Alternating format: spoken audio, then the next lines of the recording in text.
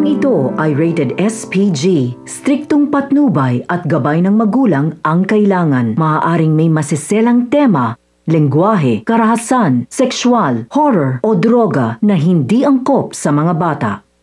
Sinimula na nga nila Tanggol ang plano para bawiin ang mga diamante sa mga foreigner. Tinutukan nila agad ang convoy, ngunit hindi nila inaakalang ganoon pala kalakas ang kanilang kalaban. Kaya agad humingi ng backup sina Enteng kay Boss Divina. Sumiklab ang matinding barilan at gumamit na ng helicopter ang grupo ni Tanggol. Pero nahihirapan pa rin silang tapatan dahil sa sobrang dami ng kanilang kalaban.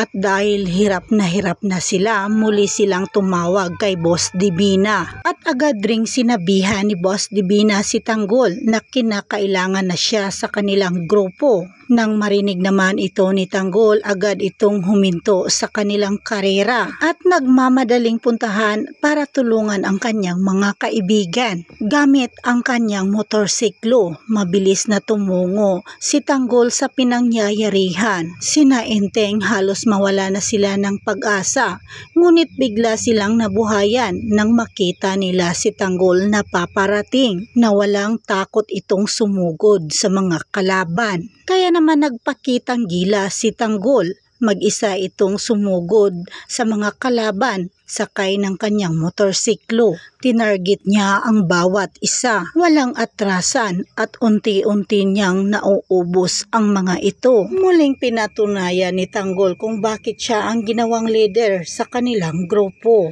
Aabangan na lang po natin ang mga susunod pang mga kaganapan sa paborito nating palabas na Batang Quiapo. Paki-like, share at isubscribe na lang po ang aking munting channel. Maraming salamat po sa inyong panonood at pakikinig.